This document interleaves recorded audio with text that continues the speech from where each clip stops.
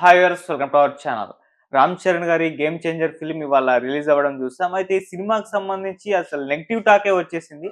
అసలు ఎందుకు negative talk వచ్చింది? ఏం జరిగింది? ఎక్కడ తప్పు జరిగింది?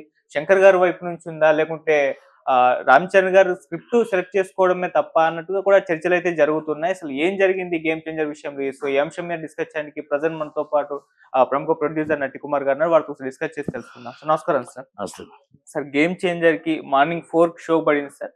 ఆ తర్వాత బయటకొచ్చిన వాళ్ళ దగ్గర నుంచి నెగెటివ్ రివ్యూసే వచ్చాయి సార్. అంటే సినిమా ఆశించిన స్థాయిలో లేదు, స్టోరీ లేదు, శంకర్ మార్క్ లేదు. ఒక్క రామ్ చరణ్ గారు మాత్రం పెర్ఫార్మెన్స్ గురించి మాత్రమే మాట్లాడుతున్నారు తప్పితే సినిమా స్టోరీకి సంబంధించి శంకర్ గారి డైరెక్షన్ గురించి అస్సలు కూడా మాట్లాడలేదు సార్. అసలు ఏం జరిగింది? మీ రివ్యూ ఏంటి సార్ ఈ సినిమా? రామ్ చరణ్ గారు హ్మ్. నా భూతో నా భవిష్యత్ యాక్టింగ్ అదరగొట్టారు. హ్మ్. ఒక రంగస్థలం, ఒక మగధీర మన సినిమాలో యాక్టింగ్ అదిరిపోయింది. దాంట్లో మనం ఏలు పెట్టి చూపించడానికి ఆయన పాత్ర ఆయన నిర్వహించాడు. హ్మ్. ఇప్పుడు సబ్జెక్ట్లో ఎలాగుంది, సబ్జెక్ట్ పాతకి చింతకాయ పచ్చడా, లేకపోతే శంకర్ గారి ఇమేజ్ ఇండియన్ టూ దీని మీద ఎఫెక్ట్ అయ్యిందా, దిల్ రాజు గారి ప్లాపులన్నీ దీని మీద ఎఫెక్ట్ అయ్యాయా, ఇద్దరు కలిపి మాట్లాడిన మాటలు దీన్ని హైప్ తీసుకొచ్చిన హైప్కి మార్కెట్లో ఎఫెక్ట్ అయ్యిందా అనేది పక్కన పెట్టేస్తే is the first time is record theatres అన్నీ కూడా కలెక్షన్స్ రాలేదు. అవును. ఇది ఒక్కటి అర్థం చేసుకోవాల్సిన విషయం ఏంటంటే, నేను మళ్ళా చెప్తున్నాను, ఇది రామ్ చరణ్ గారి తప్పు కాదు. ఆయన హీరోగా ఆయన యాక్టింగ్ ఆయన చేశాడు. కానీ నేను మళ్ళా ఎందుకంటున్నానంటే, ఒక పుష్పకి రేట్లు పెంచడం వల్ల జనాల్లో ఒక నెగిటివ్ టాక్ వెళ్ళింది. మళ్ళా మీరు ₹600 గవర్నమెంట్ మన చేతుల్లో ఉందని రేటు తేవడం కూడా ఇది నెగిటివ్ టాక్ వచ్చింది. కోర్టు వారు కూడా మీరు బెనిఫిట్స్ వాళ్ళు ఇవ్వట్లేదని ప్రత్యేక షోలు ఇచ్చారు, ఇది కరెక్ట్ కాదు, ముందు సరి చేసుకోమని చెప్పేసి కూడా కోర్టు వారు ఆదేశించారు. 24 కేసారు. అంటే తెలంగాణ వాళ్ళు కూడా ₹150 పెంచడం, ఇవన్నీ కూడా ఓకే, ఒక పాన్ ఇండియా మూవీ పెంచాలి, కానీ జనాల్లో నెగిటివ్ వెళ్ళిపోయింది. థియేటర్స్ అన్నీ కూడా మొత్తం మీరు ఆన్లైన్ ఓపెన్, ఇప్పుడు ఇవన్నీ ఈరోజు సోషల్ మీడియా అండి. మనం ఆన్లైన్ కొడితే, బుక్ మై షో కొడితే మొత్తం కనబడుతున్నాయి. ఇప్పుడు మనం దాన్ని ఫుల్స్ అయిపోయిందని చెప్పేసి బోర్డు పెట్టుకోవడానికి ఏమి ఉండవు, కనుక మొత్తం టోటల్ ఖాళీ అయిపోయాయి. ఇప్పుడు నేను అబద్ధం చెప్పేసిన, మీరు నిజం చెప్పిన, ఇది ఏం అవ్వదు ఇక్కడ. ఎందుకంటే జరుగుతున్నది మన సోషల్ మీడియాలో జనాలు కనుక మనం దాన్ని నిజం ఒప్పుకోవాలి. కలెక్షన్స్ ఎందుకు లేవంటే 2 ఉన్నాయి ఇక్కడ. ఆచార్యకి చేసిన తప్పే మళ్ళీ దీనికి కూడా చేశారు. ఆచార్యకి నెలాఖరు 10th క్లాస్ పరీక్షలు అన్నీ దీనికి కలిసి వచ్చాయి. అప్పుడు ఆచార్యకి ఈ సినిమాకి ఏం చేశారు, 10th అంటే డేట్ ఏంటో తెలుసా అండి? 10వ తారీఖు నాడు మనం ప్రపంచంలో ఉన్న వాళ్ళంతా ఇంటిల్లపాది సంక్రాంతి పండగ చేసుకోవడానికి ఊళ్ళకు బయలుదేరుతారు. అందరూ ప్రయాణంలో 13వ తారీఖు మార్నింగ్ దాకా అందరూ ప్రతి ప్రయాణంలో ఉంటారు, ప్రయాణం మీద ఉంటారు. ట్రైన్లోని, బస్సుల్లోని మీరు చూడండి, వాళ్ళు మొత్తం ట్రాఫిక్ 10 కిలోమీటర్స్ జామ్ అయిపోయింది. అంటే ఆ పరిస్థితుల్లో ఉన్నప్పుడు వీళ్ళు ప్రయాణం చేసుకుంటారా, మీ థియేటర్ సినిమాకి వెళ్తారా? Is a wrong date is wrong. First of wrong date, రెండోది జనాలు పాతకే చింతకాయ పచ్చడిలాగే ఉంది. జనాలకు ఎక్కడానికి శంకర్ గారు తీసుకున్న సబ్జెక్ట్ జనాలకు ఎక్కలేదు. ఓకే, దిల్ రాజు గారు సూపర్ డూపర్ హిట్ అవుతుంది, రీబ్యాక్ అవుతుంది అన్నారు. ఆల్రెడీ ఆయన ప్లాప్లు కూడా దీని మీద ఎంటర్ అయ్యాయి. దిల్ రాజు గారి ఎఫెక్ట్ కూడా దీని మీద ఎంటర్ అయ్యింది. కనుక ఇది రామ్ చరణ్ గారికి పాపం అన్నీ కలిపి ఎఫెక్ట్ అయ్యాయి. మంచి వ్యక్తి ఆయన, మంచి యాక్టింగ్, మంచి ఆలోచన పరుడు, ఎదుగుతూ వస్తూ ఉన్నాడు. ఎప్పుడు కూడా ఎదుగుతూ కొలుతూ ఒదిగే ఉంటాడు తప్ప ఏ రోజు కూడా ఆయన 10 మంది బాగుండాలని చూసే వ్యక్తే తప్ప ఎప్పుడు కూడా ఇంకొకరికి పోటీ వెళ్దామని అనుకోడు. ఇంకొకరికి ఎప్పుడు కూడా రివర్స్గా మాట్లాడడం కానీ అది ఉండదు. ఎందుకంటే ఇట్స్ వెరీ గుడ్ జెంట్మెన్ ఆయన. ఎందుకంటే వాళ్ళ ఫాదర్ కంటే చాలా మంచివాడు. ఇది భార్యాభర్త ఇద్దరు కూడా చాలా మంచివాడు. అలాంటి వాళ్ళకి హిట్ కొట్టాలని నేను కాదు, ప్రపంచంలో ఆయన్ని అభిమానించే ప్రతి ఒక్కరు అనుకుంటారు. అదర్ అభిమానులు కూడా అనుకుంటారు. ఎందుకంటే ప్రతి అభిమాని కూడా ఆయన సినిమా హిట్ కొట్టాలనే కోరుకుంటారు. రామ్ చరణ్ గారు అంత మంచి వ్యక్తి కాబట్టి. ఎందుకంటే ఆయనకి ఎదుటి వాళ్ళతో డిస్ప్యూట్ ఉండదు. ఆయనకి అజాత శత్రువు అంటారు, ఎవరితోని ఆయన శత్రుత్వం ఉండదు. కనుక ప్రతి ఒక్కరు ఆయన బాగుండాలి, వాళ్ళ కుటుంబం బాగుండాలి, ఆయన హిట్ కొట్టాలనే కోరుకుంటారు. ఎవరికైనా వెళ్తే సాయం చేయడమే తెలుసు. కనుక ఈ సినిమాని ఆయన దాంట్లో ఇక్కడ ఎక్కడ కూడా ఆయన డ్యూటీ ఆయన చేశాడు. ఆయన యాక్టింగ్ అదరగొడిచాడు. ఇది అన్ని దగ్గర మనం చూసాం, ఉదయం నుంచి రివ్యూలు చూస్తాం, అన్ని చూస్తాం. ఇక్కడ శంకర్ గారు తప్పవచ్చు, దిల్ రాజు గారు తప్పవచ్చు. డేట్ రాంగ్, ఒప్పుకోక తప్పదు. మనం వెళ్ళే ప్రయాణాల్లో ఉన్నది అప్పుడు సినిమా ఎలా చూస్తారు అనేది first of number 1. Number 2, cinema అనేది డైరెక్టర్ గారు కరెక్ట్గా రామ్ చరణ్ గారి సబ్జెక్ట్కి అది అది సెట్ కావలేదు అనేది కొంతమంది టాక్. అది దాన్ని మనం ఏంటనేది మనం వెయిట్ చేసి చూడాలి. ఇప్పుడు మనం ఇప్పటికప్పుడు మన సినిమా బాగాలేదో బాగుందో అని చెప్పడానికి లేదు. అయితే కలెక్షన్స్ వీక్ ఉండడానికి కారణం is the date is wrong. Okay sir, మామూలుగా స్టార్ హీరోల సినిమా అంటే ఎవరేజ్ ఉన్నా సరే బ్రేక్ ఈవెన్ చేసేసి కాస్త లాభాల బట్ట పట్టిస్తూ ఉంటారు. ఈ సినిమా విషయానికి వచ్చేసరికి అంటే బడ్జెట్ ఎక్కువ అయిపోయింది, ఈ బడ్జెట్ ని బ్రేక్ ఈవెన్ చేసేంత కెపాసిటీ ఆ టాక్ రాలేదు, మరి ఇప్పుడు కష్టమా అన్న ఒక చర్చ అయితే జరుగుతుంది సార్. మరి బ్రేక్ ఈవెన్ అవుతుందా అంటే రామ్ చరణ్ గారి క్రేజ్ మీద ఈ సినిమా ఇమేజ్ మీద రామ్ ఆడేస్తుందంటారా? చరణ్ గారి క్రేజ్ మీద బిజినెస్ అవుతుంది. బిజినెస్ లో సాటిలైట్ డిజిటల్ 200 కోట్లకి ఏదో అమ్మారు అంటున్నారు. టాక్ అది ఎంత తెలియదు. అది నిజంగా 200 crores కి అమ్మి ఉంటే ఇప్పుడు వచ్చిన డబ్బులు వాటికి బ్రేక్ ఈవెన్ అవుతారు. అది మొత్తం 300 కోట్లు అయిందని కొంతమంది అంటున్నారు, 500 కోట్లు అయిందని కొంతమంది అంటున్నారు, 700 కోట్లు. 700 కోట్లు అయితే అయ్యి ఉండదు, 500 కోట్లు లోపల సినిమా అయ్యి ఉండొచ్చు. 300 అబౌవ్, 300 to 500 లోపు అయ్యి ఉండొచ్చు. కనుక దానికి అలాగైతే మరి 200 కోట్లకి అమ్మారు అంటున్నారు. సాటిలైట్ డిజిటల్ అమ్మారు అంటున్నారు. ఇది రూమర్స్, లేకపోతే నిజమో తెలియదు. అది కానీ నిజంగా కరెక్ట్ అయితే ఈ కొన్ని వచ్చిందంటే ఈ పండగలో వచ్చిన అమౌంట్లతో బ్రేక్ ఈవెన్ అవుతారు. ఓకే సార్, మామూలుగా ఇంకో సెంటిమెంట్ ఉంది సార్. అంటే తమిళ డైరెక్టర్స్ నేరుగా తెలుగులో సినిమాలు తీస్తే అవి ఆడవు అని చెప్పేసి ఒక సెంటిమెంట్ ఉంది. అంటే స్టాలిన్, స్పైడర్, కొమరం పులి ఇలా వరుసగా ఫ్లాప్లే వచ్చాయి.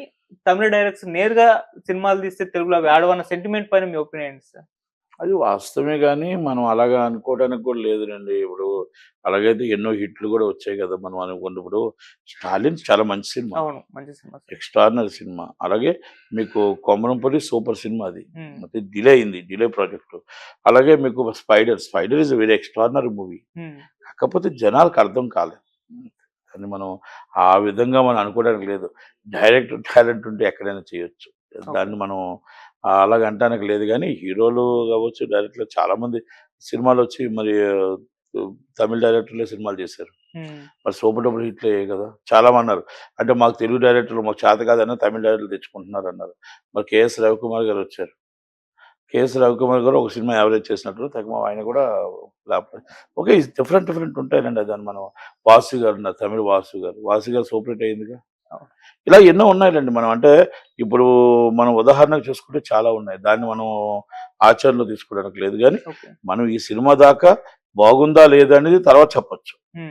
మనం ముందు ఇప్పుడు కలెక్షన్స్ ఎందుకు లేవు అంటారో మాత్రం డిస్కస్ చేయొచ్చు అంతే. కలెక్షన్స్ ఎందుకు లేవు, rate is wrong, is subject లో కొంత అలసత్వం ఉంది. రామ్ చరణ్ గారి యాక్టింగ్ అయితే ఎక్స్ట్రాడినరీ యాక్టింగ్ అంటున్నారు, సూపర్ యాక్టింగ్ అంటున్నారు. ఆడితే ఆయన వల్ల ఆడాలి సినిమా. ఆయన వచ్చిన జనాలు కూడా ఆయన కోసమే రావాలి తప్ప ఈ ప్రొడ్యూసర్ అండ్ డైరెక్టర్ ఫెయిల్యూర్ అని మాత్రం చెప్పగలుగుతాం. సార్ డైరెక్టర్ శంకర్ గారికి ఏమైంది సార్? అంటే పాన్ ఇండియన్ సినిమాలు అన్న పరిచయం లేనప్పుడు ఆయన పాన్ ఇండియన్ సినిమాలు చేసి సూపర్ స్టార్ హోదా తెచ్చుకున్నారు ఆయన. ఇప్పుడు ఆయన సినిమాలు చూస్తుంటే ఒక హిట్ కోసం తాతాలాడుతున్నారు సార్. భారతీయుడు 2 చూసాం, అది ఎంత డిజాస్టర్ గా మారిందో. ఇప్పుడు ఈ గేమ్ చేంజర్ విషయంలో అంటే ఏమైంది సార్ డైరెక్టర్ శంకర్ గారికి? శంకర్ గారికి ఏం లేదండి, అయిపోయిందండి. అందులో ఏంటంటే ఇప్పుడు ప్రశాంత్ నీల్, సుకుమార్ అండ్ మొత్తం టోటల్ డిఫరెంట్ వచ్చేసారండి. ఒక లోకేష్ కనకరాజ్, ఇక అలా డిఫరెంట్ డైరెక్టర్స్, ఎక్స్ట్రాడినరీ డైరెక్టర్స్ వచ్చేసారు. ఆ డైరెక్టర్స్ వచ్చినప్పుడు ఇప్పుడు పాత డైరెక్టర్స్ రాజమౌళి గారు ఆల్రెడీ స్టార్డమ్. ఇప్పుడు ఒకప్పుడు వర్మ గారికి ఏమైందంటే ఏం చెప్తాం. ఈక్వల్ టు వర్మ గారితో శంకర్ గారు ఇదంతా ఒకటే బ్యాచ్ కదా. టైప్ అది ఒక్కొక్క టైం ఒక్కొక్కరు నడుస్తుంది. అలాగే వర్మ గారి టైం నడిచినప్పుడు నడిచింది, అలాగే ఇప్పుడు మన ఈ టైం నడిచినప్పుడు నడిచింది. ఓకే సార్, అవును సార్. ఇంకా మిగతా 2 సినిమాలు రిలీజ్ కు సిద్ధంగా ఉన్నాయి సార్. మరి ఇప్పుడు వాటికి ఇంత పాజిటివ్ టాక్ వస్తే ఈ సినిమా పైన దాని ఇంపాక్ట్ పడే ఛాన్స్ ఉందా సార్? రెండింటికి కలెక్షన్స్ డల్లే ఉన్నాయి. అంటే దానికి కూడా రేట్లో ఎఫెక్ట్ ఉంది. డాకు మహారాజ్ బాలయ్య బాబు సినిమా 500 రూపాయల టికెట్ ఇవ్వడం కూడా కరెక్ట్ కాదు. ఇవ్వడం కాదు, రాదు జనాలు. బాలయ్య బాబుకి 100 రూపాయల టికెట్, 150 రూపాయల టికెట్ ఎక్స్ట్రాడినరీ ఉంటుంది. ఎందుకంటే బాలయ్య బాబుకి మాస్ పీపుల్ ఎక్కువ. అది చాలా చిన్నవాళ్ళు, చాలా చిన్నవాళ్ళు వస్తారు బాలయ్య బాబుకి, మాస్ పీపుల్. కనుక 500 టికెట్ అంటే కొనేంత క్యాపబిలిటీ ఉన్న లేరు, కష్టం. తెలంగాణ కూడా రేట్స్ పెంచారు సార్. తెలంగాణలో కూడా డాకు మహారాజ్ కు సంక్రాంతికి వస్తున్నాం పెంచారు. అంటే దీనిపైన బీఆర్ఎస్ వాళ్ళు కూడా అసంతృప్తి వ్యక్తం చేస్తారు సార్. వాళ్ళ హరీష్ రావు గారు ప్రెస్ మీట్ పెట్టారు. సో అసెంబ్లీలో చెప్పిన ఆయన ఇవాళ టికెట్ రేట్స్ పెంచడం ఇది దారుణం. అదే మాట తప్పారు. ఆయన ఆల్రెడీ ఏ మాట మీద ఉండడు. అవును. అంటే అసెంబ్లీ దేవాలయం లాంటిది. అసెంబ్లీలోనే ఆయన మాట ఇచ్చి మాట తప్పాడు అని అంటున్నారు. ఓకే, ఇవన్నీ కూడా మనం ఈ ప్రతిపక్షాలు అధికార పక్షాలు సినిమా ఇండస్ట్రీ అనేది ఉండదు. కానీ కాకపోతే ఏంటంటే దిల్ రాజు గారు కూడా ఆయన అధికార పక్షంలో సంబంధించిన రేవంత్ రెడ్డి గారు దీన్ని అలా వదిలేసి ఉంటే బాగుండేమో. ఓకే, అంటే అలాగ అంటారని మనకే తెలుసు. మనం కూడా రేట్లు పెంచాలన్నాం కానీ ఇంత దారుణంగా ఉంటే కలెక్షన్లు అనుకోలేదు. ప్రజలు కూడా రియాక్ట్ అయ్యారు. అంటే గవర్నమెంట్ పెంచితే మేము చూడాలా, మేము రిజెక్ట్ చేస్తామనేది జనాలు రిజెక్ట్ చేశారు. రేట్ల వల్ల కొంచెం ఎఫెక్ట్ ఉంది. ఓకే సార్, ఇవాళ అంటే రిలీజ్ అయింది, ఇవాళ టికెట్ బుకింగ్స్ మనం చూసాము. మళ్ళీ ఆ టాక్ వచ్చింది. ఆ టాక్ ను బట్టి మరి రేపటి నుంచి బుకింగ్స్ ఉంటాయా అన్న ఒక సందేహమే సార్, మీ ఒపీనియన్? అజ్ఞాతవాసి అయితే చాలా వరస్ట్ గా అప్పుడు ఫ్లాప్ అయిపోయింది. మరి రేపు చూడాలి. రేపు బుకింగ్లు ఏం లేవు, అసలు ఖాళీగా ఉన్నాయి. రేపు అన్ని బుకింగ్స్ ఖాళీగా ఉన్నాయి. సండే బుకింగ్స్ కూడా ఖాళీగా ఉన్నాయి. మరి చూడాలి. ఎక్కడ కూడా వన్ బుకింగ్ కూడా యావరేజ్ లో కూడా లేదు. కనుక జనాలు మరి ఏ విధంగా రియాక్ట్ అవుతారని ఈసారి పండగ మూవీ, ఈసారి పండగ మరి అందరూ కూడా చాలా చక్కగా చేసుకోవాలా, సూపర్ హిట్ అవ్వాలా. కానీ ఇండస్ట్రీకి 2025 నిరాశ మిల్చేటట్టుంది. పాపం రామ్ చరణ్ గారి అయితే 100% నిరాశ మిల్చి. ఆయన యాక్టింగ్ అదిరిపోయింది. కానీ ఆయనకి హిట్ రావాలని మేము అందరం కోరుకుంటాం. కనుక మరి అది ఎక్కడ లోపం ఉంది, డేట్ అయితే wrong. Date must and sweet is wrong. ఎందుకంటే అందరూ ప్రయాణాల్లో ఉన్నారు. ఇవాళ రేపు ఆదివారం దాకా ప్రయాణాలు ఉంటారు. మన ఊళ్ళో మనం వెళ్ళి పండగ చేసుకోవడానికి అన్ని కార్యక్రమాలు చేసి 13 తారీఖు భోగి పండుగలు చేసిన తర్వాత 13 నుంచి మనం పండుగలోకి వెళ్తాం. కనుక ఇవాళ రిలీజ్ చేయడం అనేది కరెక్ట్ కాదేమో. అండ్ సార్, తెలంగాణ పైన తెలంగాణ వాళ్ళ పైన దిల్ రాజు గారు చేసిన కామెంట్స్ కూడా దీనిపైన ఏమైనా ఇంపాక్ట్ చూపించాయి? ఆంధ్ర వాళ్ళ పైన ఏం కామెంట్ చేయలేదు కదా, ఆంధ్రాలో కూడా ఏం లేదు కదా కలెక్షన్. తెలంగాణ వాళ్ళు పోవడం ఎలాగంటే ఆంధ్రాలో కూడా లేదు. ఆంధ్రాలో ఆయన ఏం కామెంట్ చేయలేదు, ఆంధ్రాలో కూడా ఏం లేదు. ఏమంటే కంటెంట్ బాగుంటే ఏది డిస్కషన్ ఉండదండి. కంటెంట్ ఏమైనా తేడా వస్తే లేకపోతే ఇక రేట్లు ఏమైనా వస్తే దాని మీద ఉంటుంది తప్ప. ఓకే, తెలంగాణ వాళ్ళని మాట్లాడటం కరెక్ట్ కాదు, అలాగా మాట చూడడం కూడా కరెక్ట్ కాదు. ఓకే సార్, ఎందుకంటే 100 కోట్లు కలెక్ట్ చేస్తున్నప్పుడు ఆ విధంగా తెలంగాణ వాళ్ళు కూడా ఇబ్బంది పెట్టకూడదు, మాట అనకూడదు. అది ఎందుకంటే బాధ్యత గల ఆ పోస్ట్ లో ఉన్నాడు ఆయన. ఓకే, కాంగ్రెస్ పార్టీ పోస్ట్ లో ఉండి ఆ మాట అనకూడదు. Okay sir, thank you so much.